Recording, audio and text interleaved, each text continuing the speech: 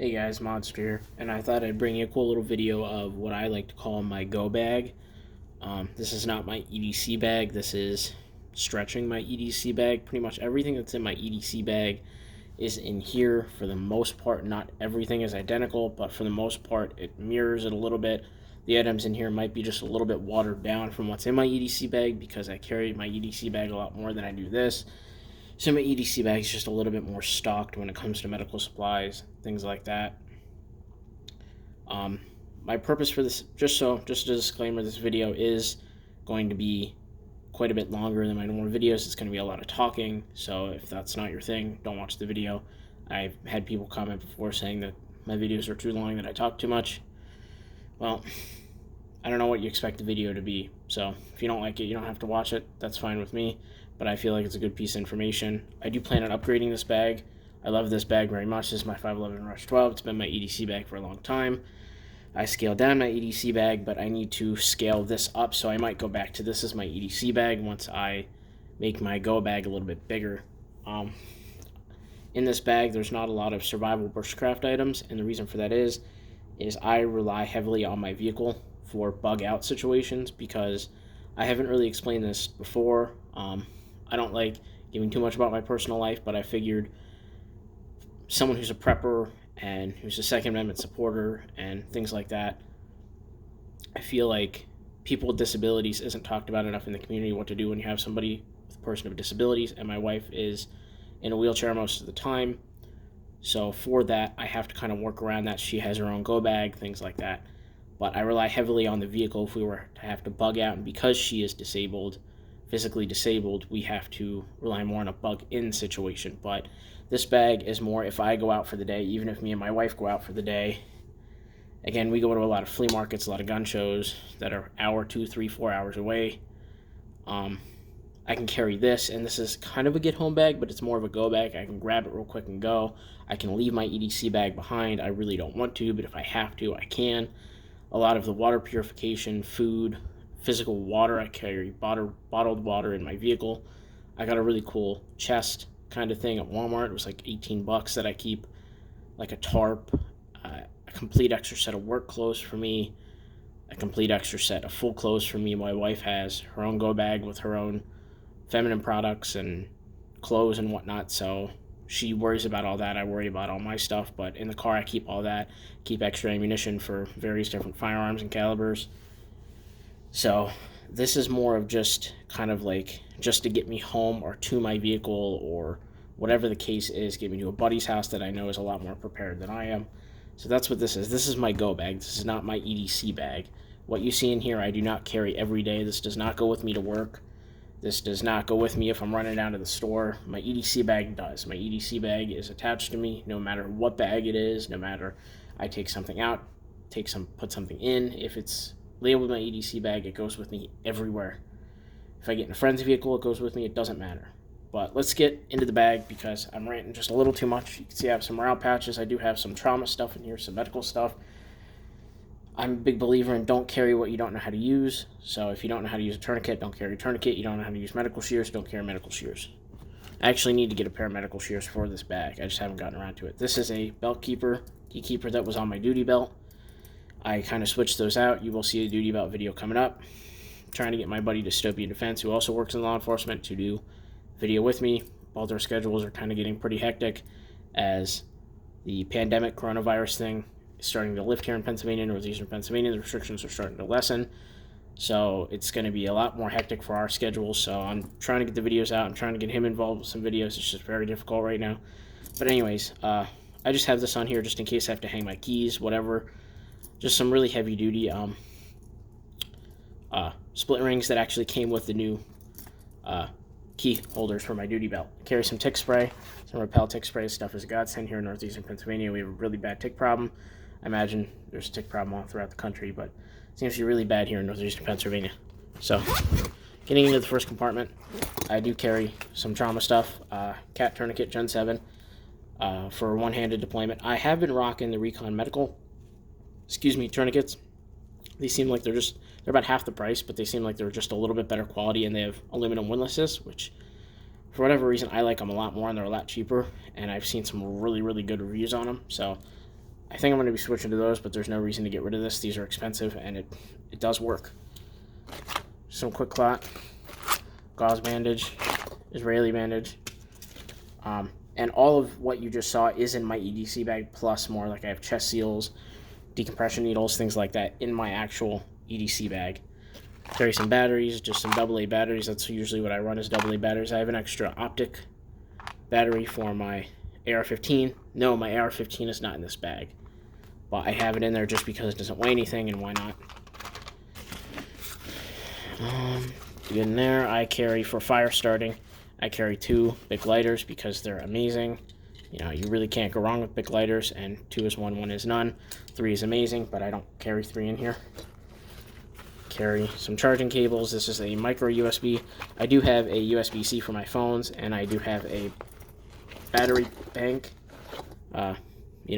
battery bank that actually my wife stole from me and was using yesterday. I have to charge that back, put it back in here. I have 2 wall mounts, USB-C or micro USB, and then I have a USB. This actually is what charges the battery bank. It's just a one from Walmart, just a black web one, but it works.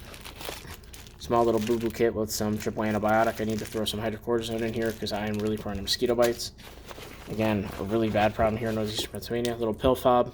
You guys see, this used to be on my keys. If you recognize, just some Imodium, extra strength Tylenol. I need to throw some allergy pills in here because it is allergy season here in EPA, and I have really bad seasonal allergies. That's it for in there. That's it there. I have some wipes. These are medical grade wipes. My wife goes to the hospital quite regularly, and we get these for free. It's Medline. It's a really good brand made in the United States. These are scented, but they don't seem to bother. Whether you have to use the restroom, whether I go fishing a lot, so I keep wipes everywhere to wipe my hands off because I fish with worms mainly, and your hands get really nasty, so it's good to just have. I showed these in my one video. These are little personalized MREs that I could probably get through a day. I am a diabetic, so I have some granola bars, some raisins. I have some oatmeal in there, some matches, a spoon, coffee with sweetener, and a thing of creamer in there. So just to get me through the day, it's pretty cool. It doesn't really weigh much, vacuum sealed, and then I have this little tool from Walmart. I think that's it for this compartment up here. I definitely plan on adding more to this bag as I go. In here I have the firearm, which you can probably already tell what it is. In here I have some deodorant. I think that's all that's in there, actually. Just some deodorant wrapped in a plastic bag because it will melt. I have some gloves down here. And then this padding actually came with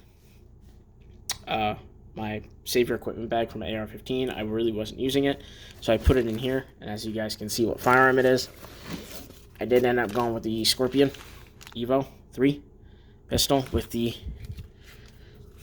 SP Tactical Folding Brace, because if I have to shoulder it, the ETF has ruled that these things can't sporadically touch your shoulder. So, and yes, this is loaded, this is chambered, it is pointed in safe direction. And I really like it. It's lightweight. It allows me to, the reason I carry this is because if shit were to hit the fan and I need to make it home, whatever pistol I have on my hip, like right now I'm carrying the SIG P365. I haven't shot it out to 100 yards. I imagine I can. I've done it with my Glock 19, my 1911. I can make consistent hits with those out at 100 yards. It's not the easiest thing to do.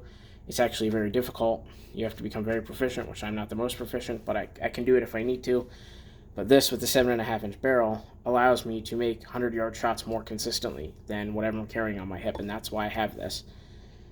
Not necessarily a huge difference in capacity, but I mean, I only right now have the 220-round mags. I do not have any other mags. I need to get those for them.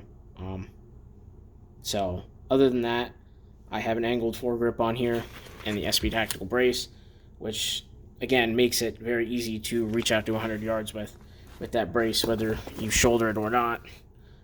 I do plan on getting an optic here. I'm thinking about a SIG Romeo 5, and because I've heard they really co-witness the iron sights, which is a big reason why I bought this firearm, was because it did come with, if I could speak, it did come with backup iron sights, which I was looking at the Ruger PC Charger, and the SP Tactical Braces were even harder to find for those than for this. So and it didn't come with backup sights, and I don't really buy into the whole folding capability like this. It's in there. I could pull it out, flip this over, flip the safety off, and it's ready to go. I don't want to have to assemble things and put barrels together and whatnot. This is a very easy package. It's a very ergonomic gun. I love this gun a lot.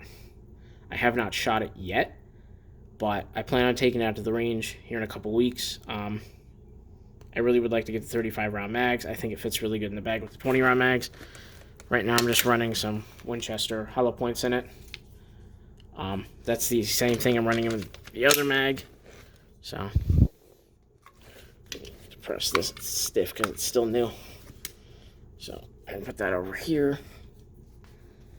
I carry the mag just up here, the extra spare mag I keep up here. So that's 40 rounds on me.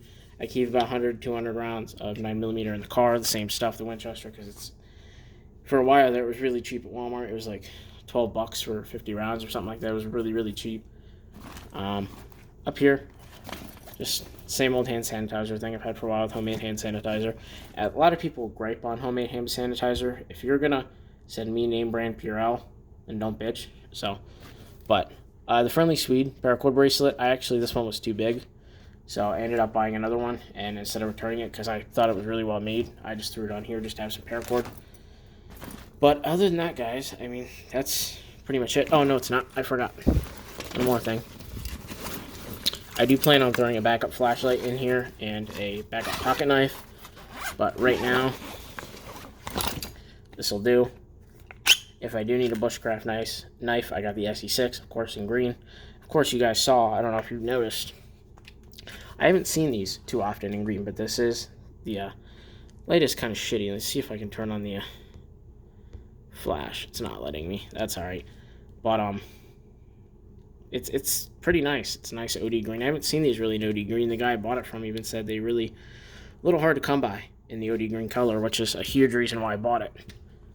So with the brace and the gun, it's probably about a $1,200 package. So it's not the cheapest setup. But anyways, the SE6, it's a great self-defense knife, great hunting knife, great fishing knife, great self-defense knife, great bushcraft knife if need be. I can actually conceal this pretty well. If I have a big enough t-shirt, just throw it over. It obviously prints, but you know, it still can be concealed under a shirt because it does sit pretty high up on the belt, which is pretty awesome. But other than that, guys, that's pretty much it. That is my, as of right now, get home bag. I plan on throwing a little smaller flashlight in here, an extra pocket knife. I really would like to upgrade the bag because everything's kind of crammed in a little bit, as you can see.